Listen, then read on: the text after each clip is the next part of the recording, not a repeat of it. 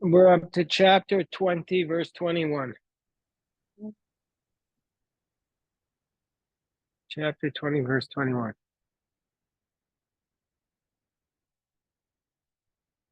Hello, Dan. How was it driving here? What? Was it okay driving? No issues? You think it's going to get bad? Dan, you're from Queens. Don't be a DCer. It's good to be back. See. But thank you. Thank you, Dan. Thank you, Dan. We know what snow was. When we had 6 inches, they had school, no delayed opening. And they told us to carpool there, 14 kids in a little small coupe without any seatbelts. And we sat 3 in the front row. This is not exaggerating. All right. So chapter 20, verse 21. It says, Mizbeach adamat hasewei. You shall make for me an altar of earth. V'zavachto of you shall bring on this altar of earth the ola, the shalamim, your sheep, and your cattle. Any place, I will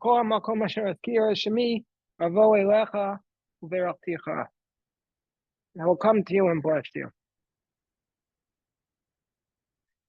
So, what is this altar of earth?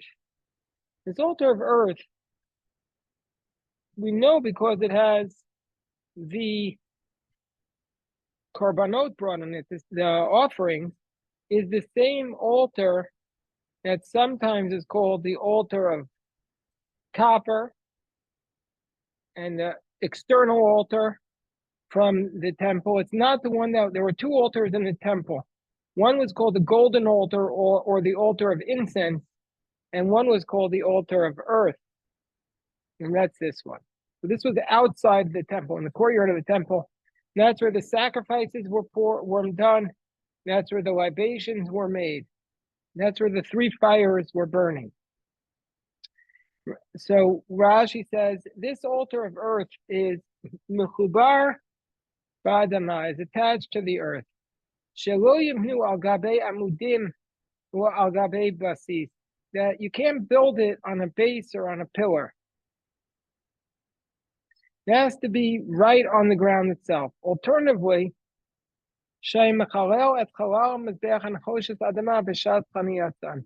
alternatively, the altar, which was called the copper altar, when they camped, it would be filled with earth. It will be filled with earth. So, hold on one second.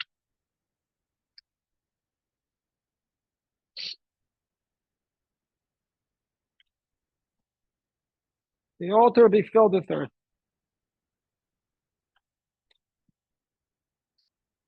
So let's see. Let's see. This is what Rashi says. Let's see if there's this Rashi to me begs for commentary, but there is no super commentary on it. You shall make for me. Rashi says that from the outset it needs to be done for my name, which was called the Lishma. It has to be done with intent.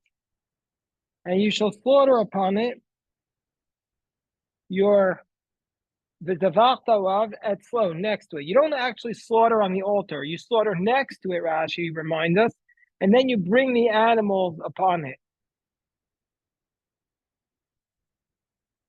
Rashi proves that because the text says v'davachta alav, so Rashi proves that alav upon it can mean next to it, because it says v'alav matem menashe. It says that next to it was the tribe of Menashe. Maybe it means on it, Rashi suggests. No, it can't be. Because it says the blood and the meat are on the altar of Hashem your God. So the blood and the meat go on the altar, but the slaughtering does not take place on the altar. These are your olas offerings and your shalamim offerings. that are from your sheep and your cattle. Your sheep and your cattle. Rashi says, this is your sheep and your cattle for your olot offering. Any place where I mention my name, I shall come to you and bless you. What does this mean, Rashi says? Any place where I give you permission to mention my explicit name. This is something we spoke about in Daf Yomi today. Now, you're not allowed to mention the name of God, the Tetragrammaton. You're not supposed to pronounce it. So that name, which you're not allowed to mention, except there is a place where you're allowed to mention it. When the Kohanim would give the Birkat Kohanim in the Beit HaMikdash, they would use the four-letter name. Some would use the four-letter name of God, which is called the Tetragrammaton, and they would read it the way it's spelled. We don't pronounce it, but it's Yud and then Hey and then Vav and Hey. We call it the Shem Havaya. Others would use the 12-letter name, and others would use the 42-letter name. Nobody exactly knew how to pronounce it, but this is the Gemara in Kedushin 71a. So from here, we learn that we have no permission to mention the name of God except in the place that the divine presence comes to. This is literally what we were talking about in the Daf Yomi today. That if you use the name of God to curse, God forbid, then you are stoned to death. Stoned to death. But even if it's not to curse, there's a positive commandment not to use the name of God, even not to curse. Meaning to mention the four-letter name of God. You could say God, but even that we should be careful, because that is not actually a name of God. That's just like a nickname for God. So we have to be careful how we use it. But that is, if we just mention the name of God, that's not, if we just say God or the name of Anos or other of the names that are sometimes associated with God, that is not a violation. So where was the place, where was it allowed to explicitly say the name of God? Only in the Beit HaMikdash. There, the Kohanim had permission to mention the name of God when they did the Birkat Kohanim, when they raised their hands to bless the people. Okay, yes, Rabbi Yosef. You just said that that's a positive commandment, but the way that you said it was negative. So what is it really? No, it said in the Gemara today, where is there a warning not to say the name of God, just to say it even when it's not a curse? And the Gemara cites the verse as Hashem Elokecha Tira. You shall fear the name of God. You shall fear as Hashem Elokecha Tira. You shall have awe of God, and that means not misusing the name of God, not using it flippantly. Thank you for someone meant the idea meant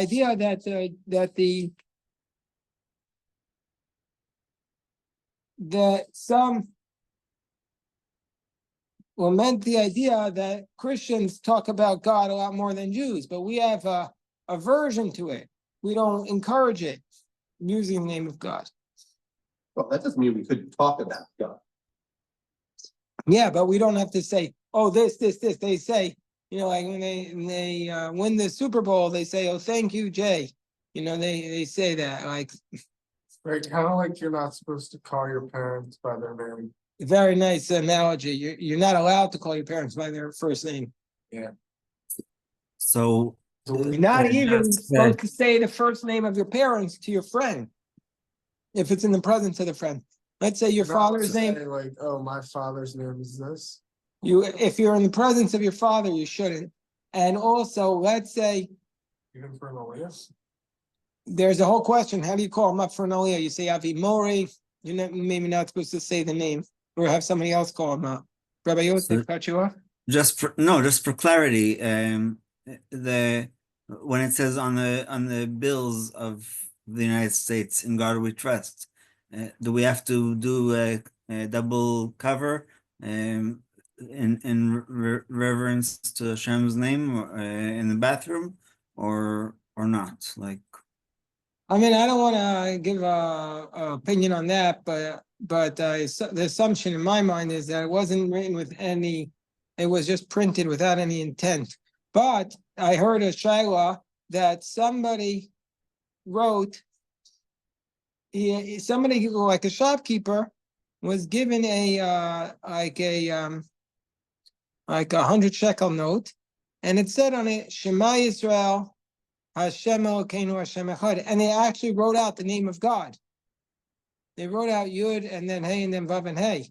So what are you supposed to do with it? If you keep using it, it'll get ruined. You'll be desecrating the name. So you give it to the bank will damage it. So they went to Rabbi Zilberstein, and he said you have to bury it. So they had to bury that money. But that was the actual name of God, not just like, but you have sometimes, like on the Yale logo, they're so smart, they did something so dumb that they put the name of God. They wrote the Yud and Hey and Vav and Hey on the logo. That's all question. Can you wear that sweatshirt into the bathroom? People wear it as underwear. They have like the logo on their underwear. Who does? I'm saying like you make like boxer shorts or whatever with the logo. Logo. Yeah, well, I'm assuming that they do. They have. But that would be Shem Shektavo Min, no? So like it's just that's not. You don't know. I mean, it's printed, whatever. It's still. It's not. It definitely doesn't have the full sanctity of God's name, because it wasn't written with intent. But it's the name of God. Anyway, let's go. What's Yale's logo? It says, look at Roxa Veritas, Urim Vitumim, and then it has the name of God. Isn't it broken up? Isn't there something in the middle? That could be wrong. I don't think so. I remember because one time somebody gave me a sweatshirt that had Yale Law School on it, and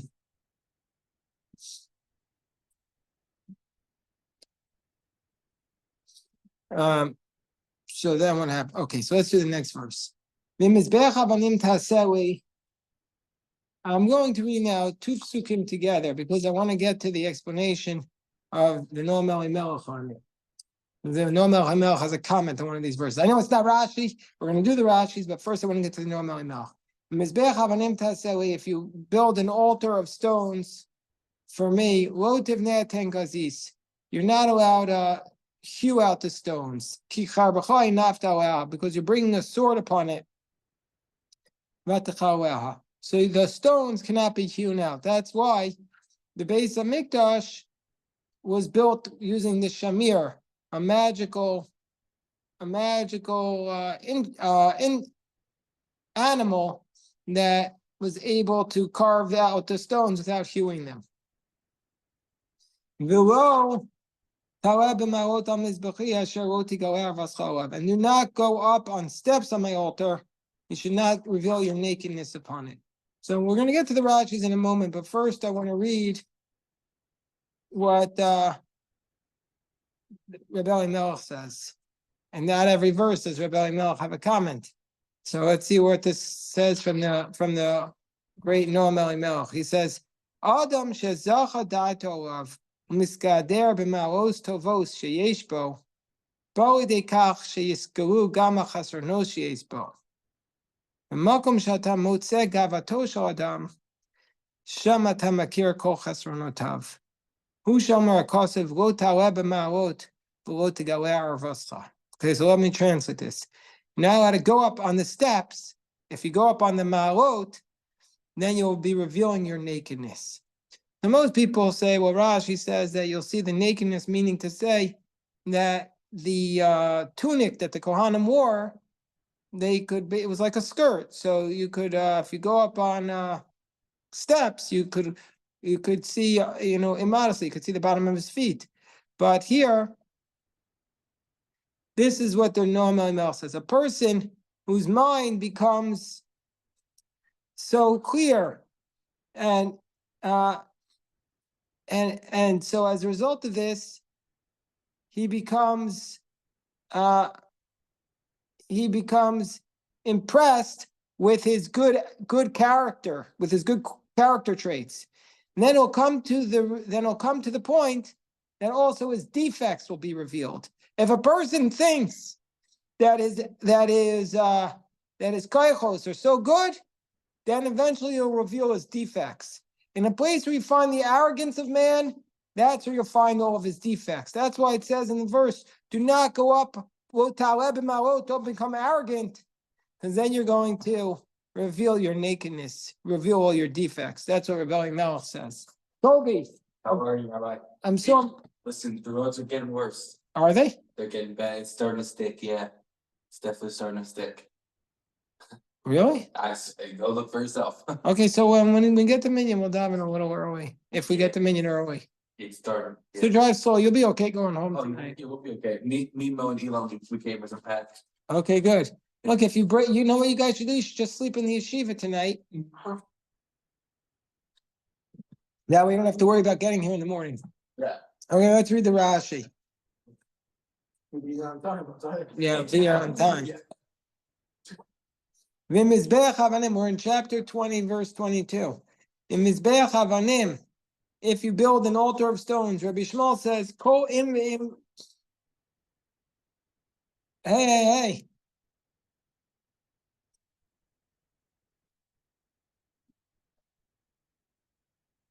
He says, in Mizbeach havanim, Rabbi Shmuel says, Kol im v'im shebetorah reshut. Every example of the word im in the Torah is optional, with the exception of 3. It says, if you'll make an altar of stones, it's not optional. You have to make an altar of stones. It means when. And when you make an altar of stones, do not build them hewn out, because you're obligated to build an altar of stones. So you can't hew them out. So we have to pull up the story of the Shamir. Do you guys know the story of the Shamir? You know it, Akiva? Okay. Let's pull up the Gemara.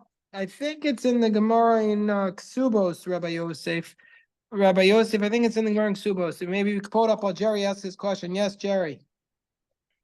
I have a footnote in the Bible that I have in talking about the nakedness. It says this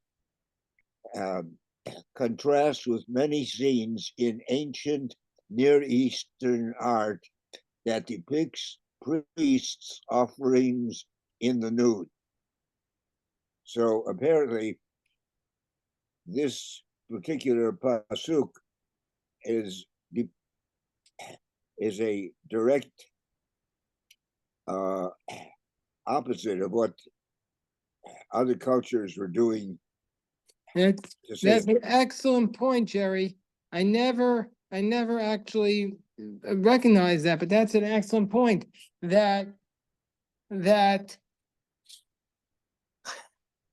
this idea that you have to be modest when you go into the altar is the exact opposite of what other cultures at the time were. They are like orgiastic worship cults. So let me just pull up this. So it's not Kesuvos, it's Gittin 68a. Rabbi Yosef, can you please pull up Gittin 68a? You'll see this story. You have it, Rabbi Yosef?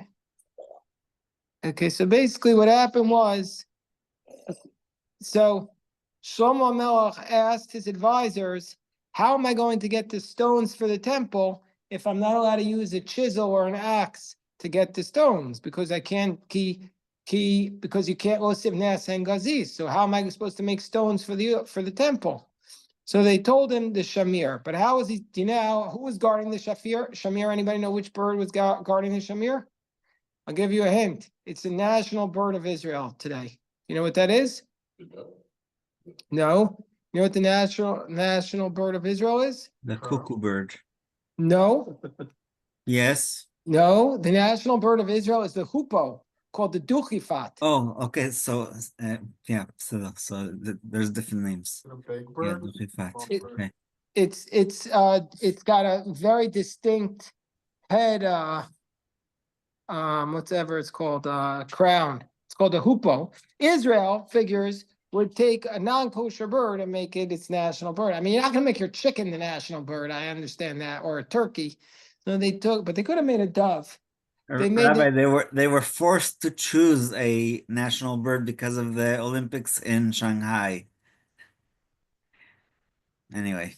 Okay, whatever. So Here it is. So they went to Ashmedai. Shlomo went to Ashmedai, and Ashmedai said that there was a the Dukifat was guarding it. Rabbi, So- here it's not this. You said 68A.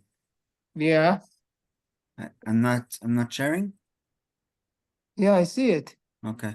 But it's you have to go to the bottom. It's really now the story's probably on 68B at this point. Anyway, I'm gonna just tell the story. You guys can read it if you want, but I'm going to tell you the story. So they go there and they tricked Shlomo's advisor Benayahu Ben Yoyada tricked the Duchifa bird. And that's how he was able to get the shamir. And when Duchifat saw this, he immediately killed himself. The Duchifat immediately killed himself when the shamir was taken. And when that happened, he got the shamir and he was able to build the Beis Hamikdash with it. But then the demon got Shlomo HaMelech back. It's a long story. And then in the end, Shlomo HaMelech lost his kingdom because of this story. So he got the shamir, but in the end, he lost his kingdom. It's a whole story. Anyway, so that's if you want to read the full story, it's in Gittin 68A. That's how they were able to use the shamir. It's ironic that the first, not the first, but one of the prime ministers of Israel was Yitzhak Shamir. Yeah, Jerry had a question. Yeah, what is the English name of this national bird of Israel? That's what I said. It's the hoopoe bird. Spell the word. Hoopoe. I'll put up a picture because The hoopoe bird. I have The most Dukifat. of the stamps. You see it on stamps? I have The Syria, Dukifat. Israel, and others have. The Dukifat bird is the national bird of Israel. Yeah. It's listed in the Torah as not being kosher, but Is it a real bird? yeah, of course it's a real bird. It's the national bird of Israel. It's got a distinct crown. Here. Have you Everybody seen one wants to see it. Let me search this Eliezer? up, Rabbi, because I don't believe you. Rabbi, here I just pulled up. Yeah, it's got a distinct. It's got the very famous crown. So that's the hoopoe bird. And the feathers are black and white, and it's gorgeous. Yeah, well, but it's not kosher. So Yeah. Do we have any of these birds in in zoos in America? Maybe in zoos, but it's Euro-Asian, so it's I mean, I've never. Has not anybody here common ever seen it? for North Anybody here America. ever see it in person? The hoopoe? It's in Israel. They have the Dukifat in Israel. And like I said, in most of the countries of Asia, they have a stamp for it. So So its job was to watch the shamir. The shamir was the special worm that was used to carve out not only the stones for the mizbeach and the Beis Hamikdash, but also that's how what Rashi says was used to write the letters on the Urim V'Tumim, not the Urim V'Tumim, on the Choshen Mishpat, because it had to be stones that were carved, but not deficient. So anyway, that was called the shamir. Rashi says Hun is she lashon geziza, expression of cutting. She poslan u'mesatetam bebarzel. Yoav, how was the road out there for you? It's starting to pile up, Rabbi. Wow, I hadn't thought about that at all. All right. so maybe, Rabbi, last but not least, in both the first and second temple, it says "Velo nishma kol barzel behi banoto." Yeah, they didn't hear the You iron. hear the name, the sound of metal hitting rock throughout the whole building of the temple. So So this is what here, very nice, and this is what it says in the Rashi. If you put the iron on it, if you hew out the stones of the Beis Hamikdash, you'll defile it. Rashi says, the altar was created to lengthen the days of man, and iron was created to shorten the days of man. So therefore, it's not appropriate that what shortens should be waived over what lengthens. So therefore, for that reason, you can't use iron to hew out the stones. Someone to say, when it comes to the Torah, you're writing a Torah that you can't use, someone may argue that you can't use a quill made out of iron. And also, well, it's no big deal because a metal quill, fine, no big deal not to use a metal quill. But someone will also say that you can't use a metal tool to scratch away letters from the Torah when you need to make a mistake, when you have a mistake and you need to fix it. But this is a stringency, like a mystical stringency, which I have not adopted that minhag. I do want to tell you a story that, so I'm going to, yeah, Moshe, It's the tool that's used, like, is it like a? to scratch away the letters of the Torah. Yeah, sure. Yeah, want to use a razor blade, but you want to make sure it's not too sharp because then it could tear the Torah. So you want to use like this in between. Like I use surgical blade number 11.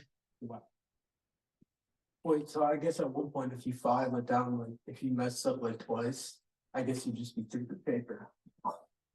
You mean if you mess up twice, what? You have to scratch it. I can't hear. What'd you You say? have to scratch it down again, right? Yeah, if you make the same mistake twice, It just goes through the paper. right. So that happens sometimes. So once in a while, you make a mistake and then you try to fix the mistake and you go through the paper. You make a hole in the paper. And You have to get rid of that cloth, like. well, you can make like that would be a last resort. Sometimes you could do like it's called a motless, that you put something underneath it. You could like patch it underneath it. Depends on the where the mistake is, but usually it could be patched, but it's still not going to look as good. I mean, you want to try to avoid it, but once in a while they give me a parchment which has a little hole in it already, and that's a very annoying situation. So when I went to, God willing, I'm going to be going to the north of Israel the end of February for a week. And I'm going staying up there in this town. And we're going to be helping families that are moving back in to the north, move back into their homes for the first time. And they have, their doors were blown off by Hezbollah. So one of them asked me if I could write a mezuzah. So I'm going to go into their home. I'll write the mezuzah in their home. And that'll be a very special opportunity. That'll be a special opportunity. Okay, so let us dive in mincha at this time. Let's dive in mincha at this time. I want to get started so that we could. No, we do. Yeah.